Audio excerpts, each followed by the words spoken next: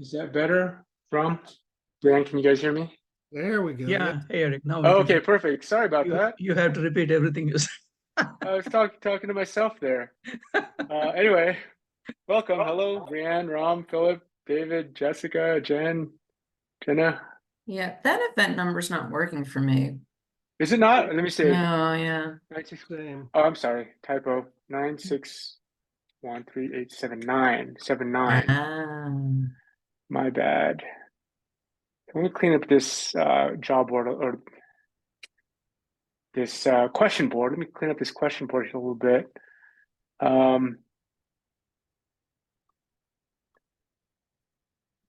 We'll let some folks shuffle in here.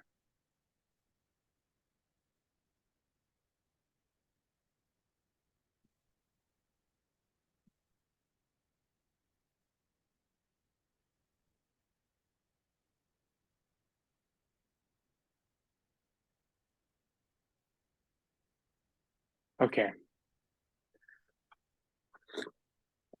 Some new faces here. Welcome. Hi, Seamus. I'll give the brief intro and then we'll just dive right in. So I do this on a weekly basis. I'm part of the NSA community, the Never Search Alone community, which I think most of you are coming in from because I don't really promote this outside of NSA, though I do welcome folks outside of NSA. So if you know anyone that wants to join that's not part of NSA, feel free to have them join. That's fine.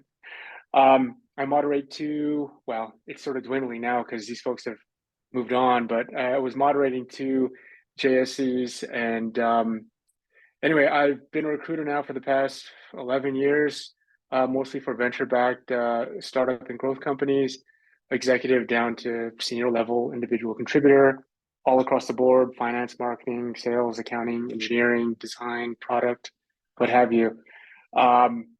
In a prior life, prior to recruiting, I had another career and I was in software product development and product management, and that was real fun. And I'm actually in the midst of a bit of a career pivot myself right now, as I look to sort of orient myself more towards AI. So I've started an AI automation agency, and yeah, so I'm back to building. But I do look forward to sharing my knowledge and experience. Oh man.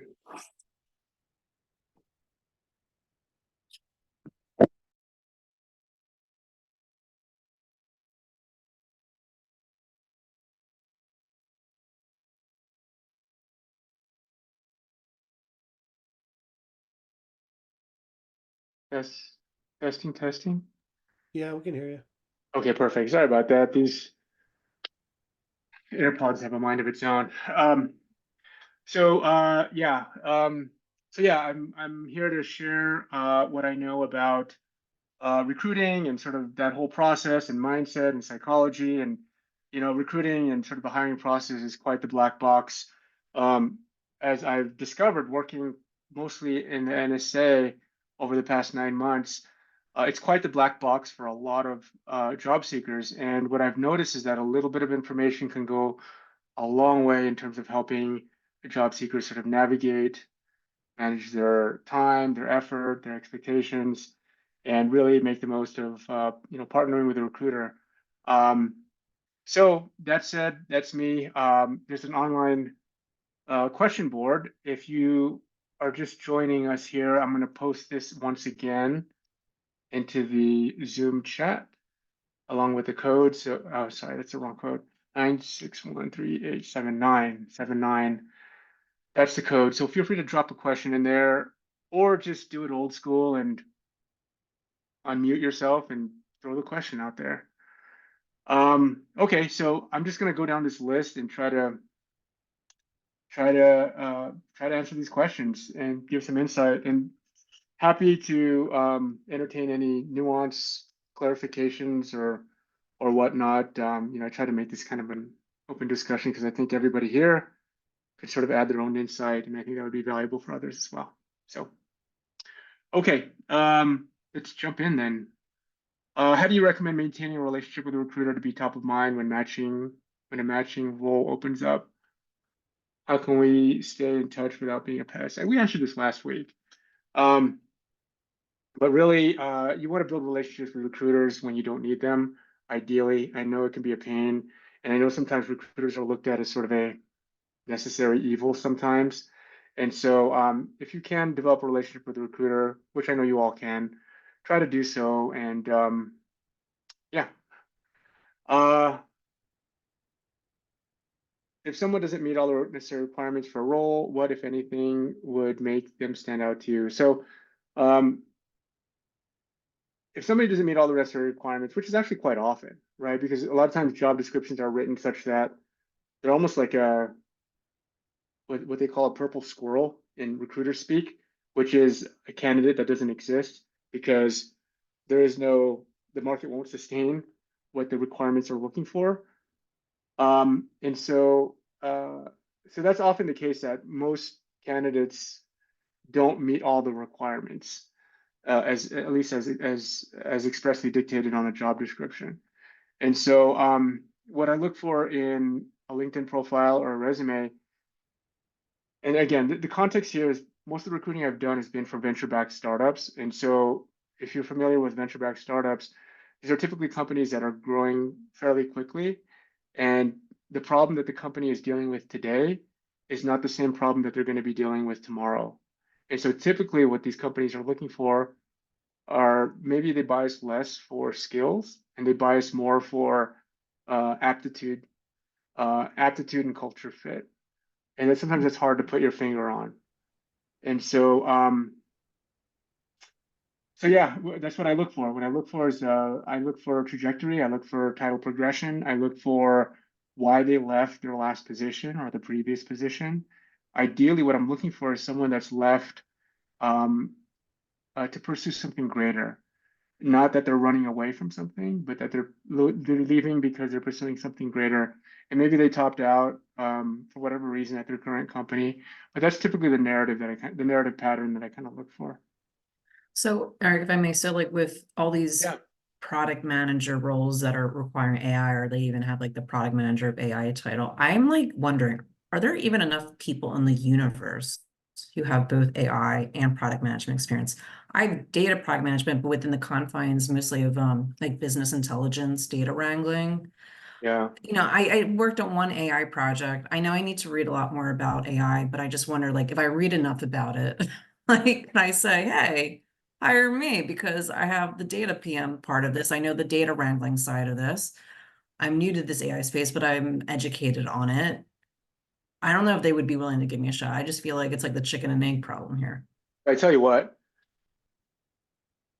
I would very much try to, and I sent this out, I think it's the mailing list this morning. Like there's a great, a nice little report and article that Microsoft and LinkedIn did. What I would recommend is if you haven't already, and it sounds like you have, really start to become literate in AI.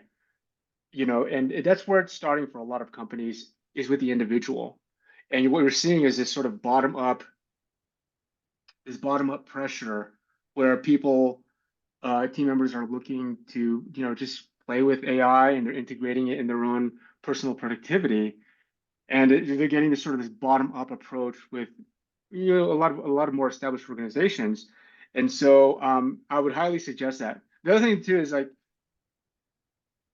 there's not that many AI experts out there, right? Because it's so new. Like you could be an expert in 6 months if you just really go deep, pick a niche, go deep on it, follow all the people in that niche, start building stuff on your own, reading Yeah. reading the documentation, watching videos, building, proof of concepts or whatnot.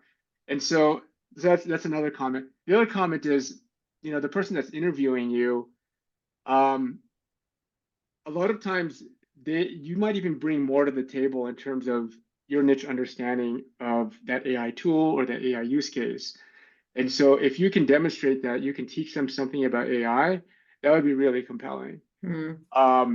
The part of it too is to kind of pick your niche, right? Because you can go an inch deep and a mile wide when it comes to AI, or you could pick your niche with respect to a certain kind of tool or a certain kind of use case or a certain kind of application of a tool within a particular domain. And boom, you have that intersection where it's hyper niche and you can very quickly become Yeah. an expert in that space. And Yeah, so, but yeah. just a few thoughts there in terms of like AI. And yeah, I would definitely suggest you all think about like start playing with it and figuring out how AI is going to change sort of how it's going to evolve or compel the evolution of your role. Because I think that's already happening. Yeah, I just think it blows my mind that there's some positions that are like, we expect you to have like 3 years of AI ML product management experience. I'm just like, that's a bit of I think a stretch, Yeah, maybe like a year or two, but like 3 to 5, I don't know. It's crazy, but yeah. I feel like I should just like not care and just apply and just see how far I get, and then like take enough interviews where I may bomb the first few ones, but then over time I just get better and better and better. Like that probably should just be my strategy because like everyone wants AI. The jobs are not going to go away anytime soon. I might as well just like have fun and play with it. I love it. I mean, I know that the job search could be a grind, and I think that don't let it get you guys down. You know, it's a series of ups and downs. Celebrate the wins. Take the wins when you can get them. It could be a small win. You know, if you just walk out of an interview and you feel good, pat yourself on the back. It's a win, you know, because, and yeah, just play with it. You know, it's like there's no one way to do this whole job search thing. And I appreciate the NSA and what Phil's done with his book. And I think it's a great starting point as far as a playbook. But there is no one way to do it. And so, yeah, thanks for the question and thought there, Jenna. Eric, can I build on Uh, that for a second? yeah, Uh, sure. So Who's that? similarly, when there is like, Yeah. uh, thanks, yes, Leanne. When there is like a gap between what specifically what they're looking for, like as you said, you're never going to be everything that they have. Um, Often I'll use like a cover letter-ish kind of thing to try to help them connect the dots. Like right in my head, I'm like, oh, I have this parallel experience, or even though I haven't done this, they should know I can because I did this and this. And rather than kind of hope that they're going to do it or leave it in the hands of like you, the recruiter, to translate that for them, I try to pull that out in like a cover letter type thing that would kind of show them. But the flip side to that is that it's kind of shining a light on the fact that I don't have that thing directly. Any thoughts on that? Leave it on Yeah. the bed or pull it out and try to clean it a little bit? Yeah, there's a few things there to unpack. So one is the cover letters, and you know we've spoken about this before. Most recruiters don't read cover letters. They've almost been conditioned not to because they're so generic. And so even if you know have the best intentions, you actually spend time on your cover letter, a lot of times it falls short because people aren't reading them. So that's just generally speaking, And right? I And kind of so agree with you. And yeah, I'm thinking of scenarios where a recruiter is already involved, and I almost feel like it's a lot of work on the recruiter's shoulders to have to explain away the difference. So I almost share it as like it's almost like a crib notes for the recruiter to be able to represent how the gaps are filled. I'm still not sure I should be doing it, but it's more for the company and versus the recruiter. It's almost when the recruiter um, shouldn't have to bear the brunt of making that explanation. no, and I appreciate that, you know, because it raises a good point. Like recruiters, like most people, are lazy, right? If you know, all things being equal, if they had one resume and one application where it's easy for them to connect the dots and they see right there how it matches their job description and and their understanding of the role versus a resume where it's more difficult, you know, more likely they're going to send this without digging deeper on this side, right? It's just human nature. And so, I mean, I think if your question is about whether you should highlight the shortcomings, or not shortcomings, maybe so much, but just the gaps in your experience and how those gaps can sort of basically rebutting those gaps and why they're really not gaps, so to speak. Um, Let me think about that for a second. What about A/B tested, Leanne? Like A/B tested on companies that you don't care if you get an interview or not and see if you get any traction. Like, and I can be honest, like I have written cover letters in the past, and someone in the hiring department was like, your cover letter was so good. So like if you write a really compelling cover letter, sometimes it can make the difference, but I feel like it's, teach his own, but I say A/B tested, have fun. Yeah, I mean, there's an idea Like right that. there.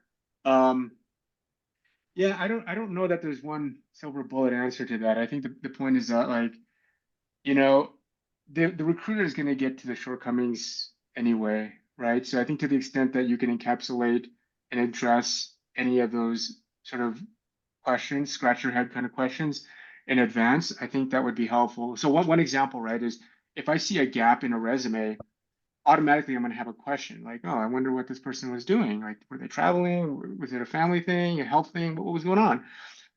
And not that you have to explain it entirely in your resume, but if you could have some sort of nod to that, that could help. And that could sort of just grease the skids a little bit more for your candidacy to kind of move forward. Same thing with like a short stint, right? If you have a short stint, maybe less than 12 months or something like that, it helps. Like maybe you were working as a contractor. So right then and there, it explains to me like, okay, that makes sense. And so I wouldn't really hold that as sort of a mental thing in my mind that, so all things being equal, if you can explain away a little bit, and it doesn't have to be a full explanation, but just something that gives a nod to what the question might be by a recruiter on your resume, that would be helpful. That makes sense. Colleen, I think you raised your hand. Did you have a question? Yes. Was it- Oh, I at first have a statement. When Yeah. we were talking about when you don't meet all the requirements on a application, I think I usually try to focus on my transferable skills to, if possible, for that job application. Yeah, I think that's a sound strategy. Especially if you're making a career pivot or even just sort of an adjacent pivot. So say you're moving from, I don't know, product management into maybe a project management role or something, right? Maybe it's a bit of sort of an adjacent kind of pivot. And one option is creating like a functional resume, which highlights sort of the functions. And I think, there could be, it could sort of highlight sort of those portable skills that map well into that role. So that's one idea.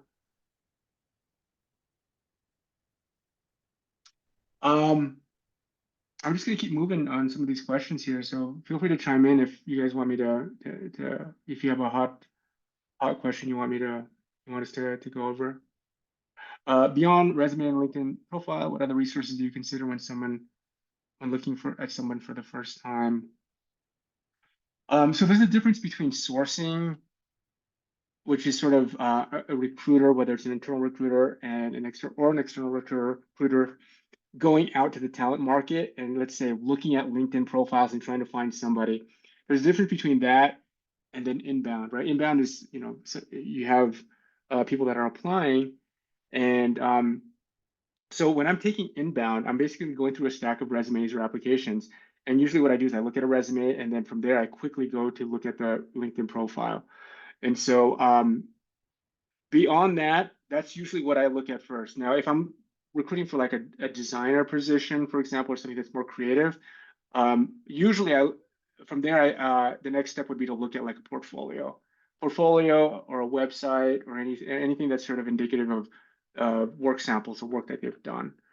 But for most other roles, LinkedIn and the resume is usually what I look at when I first start looking at someone, whether that's inbound or I'm going outbound and sourcing. Do I recruit for privacy or legal or compliance roles for startups? Not really. That's, I mentioned a bunch of roles that I've recruited for.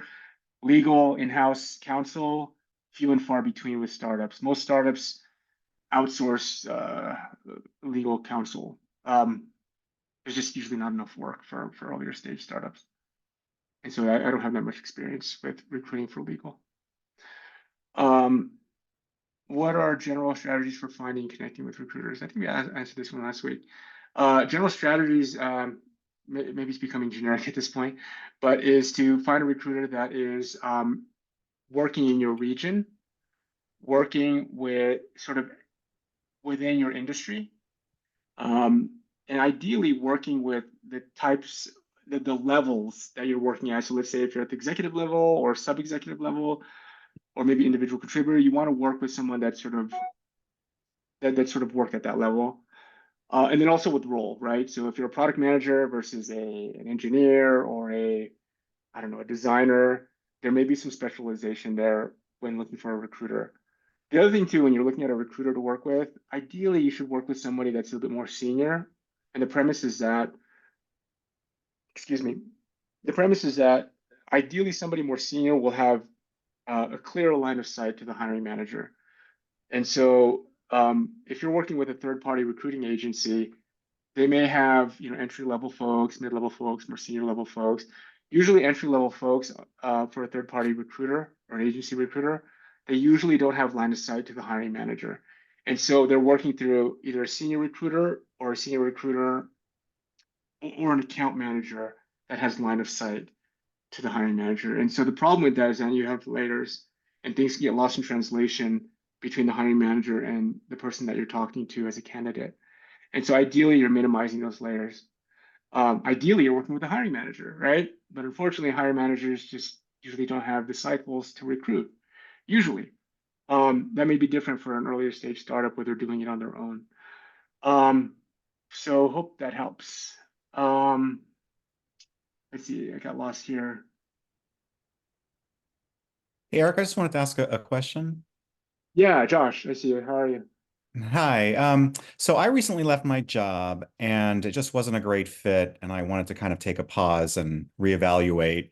I'm just trying to figure out the best way to spin that. I thought about saying something similar to that, like, hey, I just not that it wasn't a great fit, but I've just kind of decided to really think about my next steps and take a pause and spend a little time with family and kind of leave it at that. I know sometimes people really tend to like probe. And I'm just trying to think, like, from your point of view, what's really the best way to kind of just stop that conversation from progressing? Just to make sure I heard you correctly, Josh. So you left your job I did. to take a pause. Yes. Okay. Now, how long is the pause? A few months? 6 No, months? no, I mean 12 not to months? take a pause. Like I left my job. Like I'm done. So Okay. Okay. So you left the job, but what was your intent to take like a sabbatical or to yeah, take it was just 12 months off or? no, no, it was just really to kind of just, as I said, it wasn't a great fit and for a lot of reasons. And I just kind of wanted to be more intentional about next steps. Yeah. And just to give you the sort of the recruiter mindset, or at least my mindset, and hopefully I'm representing some recruiter part of the recruiting force out there. My line of questioning would be around why you left, and it sounds like you left because you wanted to maybe consider a new career path, perhaps. Is that fair? No, it's not. I mean, I would probably stay doing something similar. Okay. So what I would probe, and this is my line of questioning, I'd want to understand why you left. And was it a push-pull thing? Like, were you getting pulled by another company, which it doesn't sound like, or were you just feeling like unfulfilled? Was it something about the company or the culture that just didn't sit right with you? I would Yeah, look at your, it wasn't a good culture fit. yeah.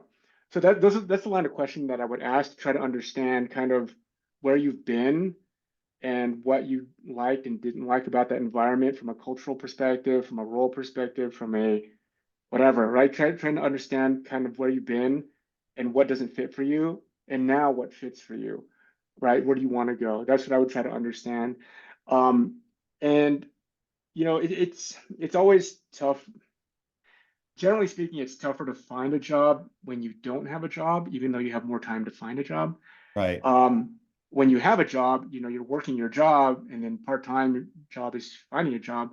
But and a large part of that has to do with confidence, right? Because when you're in a job, generally speaking, you feel a bit more confident, and so that could be an sort of a headwind for you is just sort of how do you maintain that confidence while you don't have a job, right? And so how do you explain what you're doing now and kind of what you want looking for next? If your intent is to, sort of get your family life in order, that makes sense too. And depending on the recruiter, you can expect that they might want to probe that a little bit. Because what the yellow or red flags that they're looking for is there anything that I should be concerned with about you coming on board with my client? Like, are you going to leave in 6 months, 12 months? You know, and that's always a question, whether the person has left their company or not. The question is, why are they looking, and or why did they leave their last company? Because why people leave their last company it's quite telling when you start probing into it. It gives you a sense of their values. It gives you a sense of what they like and don't like. It gives you a sense of where they might be a fit for their next role. It gives you a sense as a recruiter, where things can go awry, right? And so you could expect that line of questioning from an astute recruiter.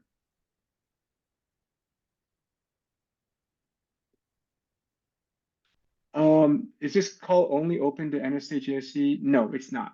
Anybody. So feel free to tell your friends, have them join. I think one got skipped, the purple one.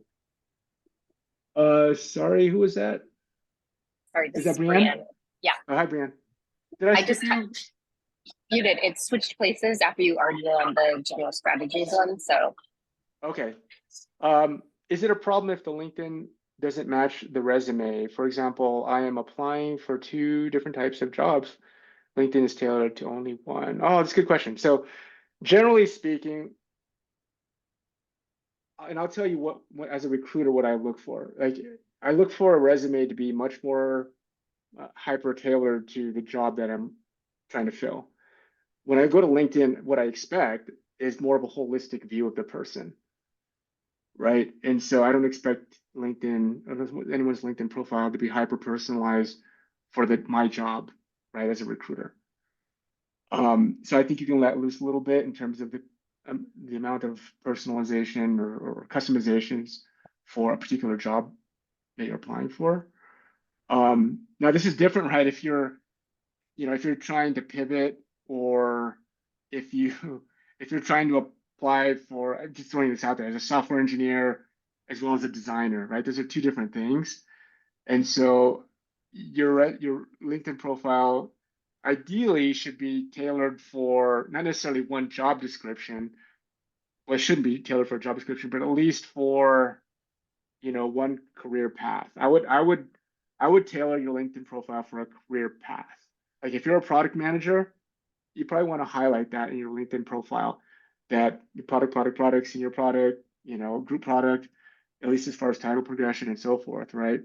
And it should emphasize, your accomplishments in terms of product, right? But yeah, that's what I would have to say about that, Brian. that's helpful. And again, holler anyone if I'm missing anything here as far as the questions. I know that this question board is not, it can be a little bit cumbersome. I get outreach from the recruiters, but if the role doesn't fit, I have trouble maintaining that relationship. Can you share strategies to build relationships and stay engaged with them? Yeah, just like any relationship, right? It requires some maintenance, and you have to figure out what that balance is in terms of your sort of cost benefit, in terms of investing time and building relationships with recruiters. I mean, one simple way, is once you've identified 1 or 2 recruiters that you want to stay in touch with, put something on your calendar and just ping them every 3 months, right? And maybe see if you can have a conversation with them. If they're super busy,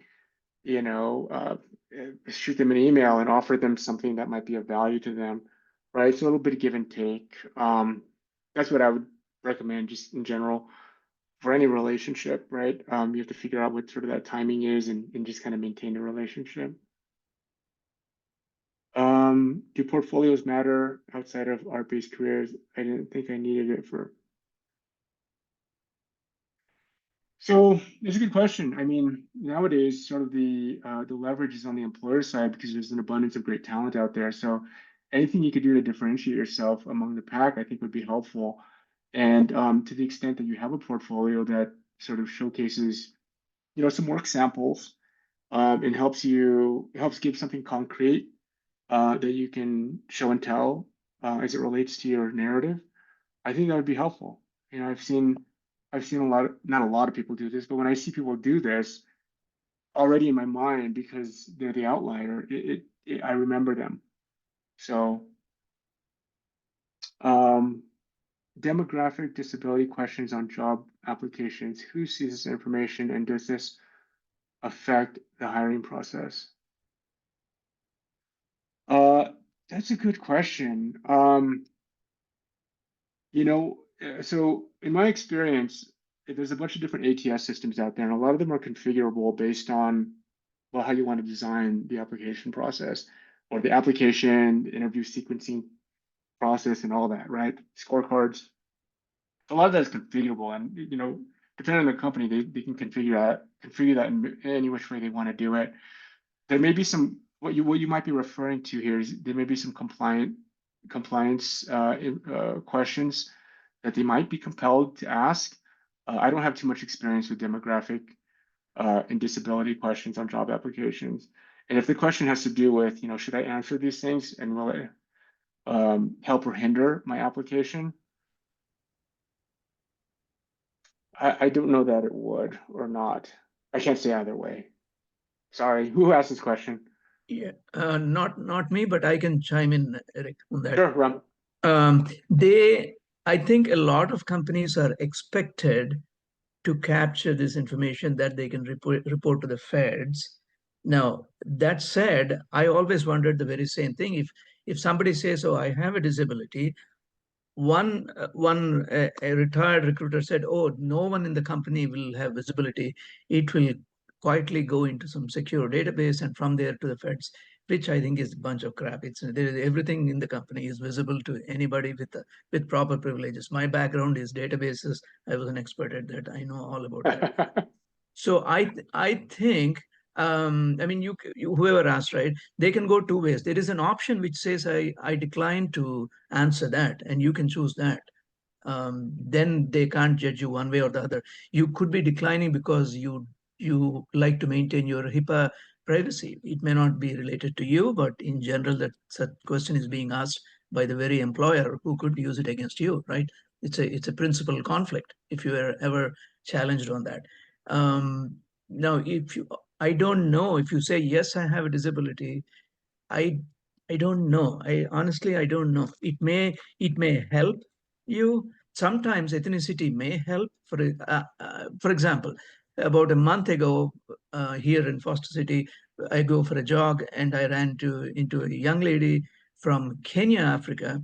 She's been in America only for what, 1.5 years, and she is at Oracle Corp drawing a huge salary. I'm like, there are thousands of people who are born and brought up here.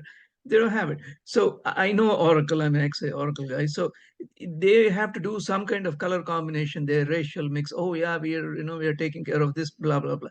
So there it comes to your advantage, saying, "Hey, I'm from Kenya, Africa. Oh yeah, we need to, so that we are racially diverse, progressive, etc." So that's Yeah, appreciate that. I saw some comments here, Danita and Lisa, about why some of these companies are maybe compelled to aggregate some of these questions. To your point, Ram, like yeah, these things go into a database, they go into an app, and depending on who might have certain authorization privileges, generally speaking, I tend to err on the side of being more conservative about oversharing. And so I don't know that this is gonna, the benefit of it helping you by oversharing, I think, is less. So yeah, for what that's worth. Did somebody have a comment they wanted to make? I thought I heard someone. Well, I was just gonna say, oh, sorry. It's required by a lot of the bigger companies, by the federal government, and the government takes that data and aggregates it to see like the different types of jobs that people are in, but also if there are like any cases of like if they're getting sued for something against a protected disability. This is one of the layers of evidence that the government uses. But it doesn't mean that you like won't win your suit if you didn't use it. They always have an option that you don't have to enter in. You can just say, I don't want to disclose, but that's the purpose of it. Not on the startup side, but on the bigger companies, it's just required by law. Yeah. Yeah, I think generally speaking, I don't think it's going to give you an advantage if you feel like you're oversharing.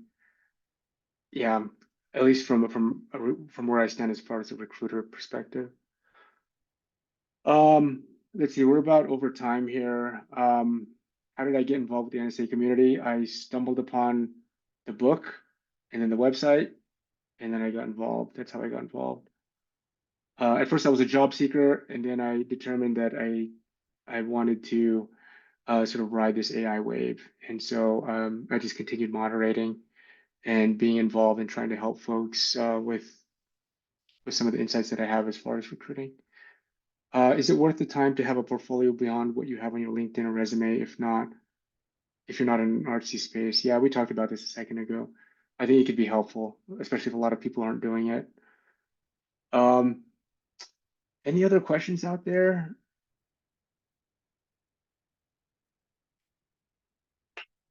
All right, I'm happy to see so many faces here. I really appreciate you guys joining and sort of helping each other out. And I hope this is helpful for you guys. Again, I do this every week.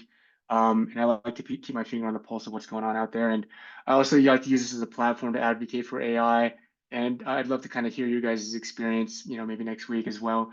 But anyway, if there's anything I can do, let me know. But hopefully we'll see you next week. Thank you all. Thanks, Thank Eric. you. Bye. All Okay, right, bye-bye. bye.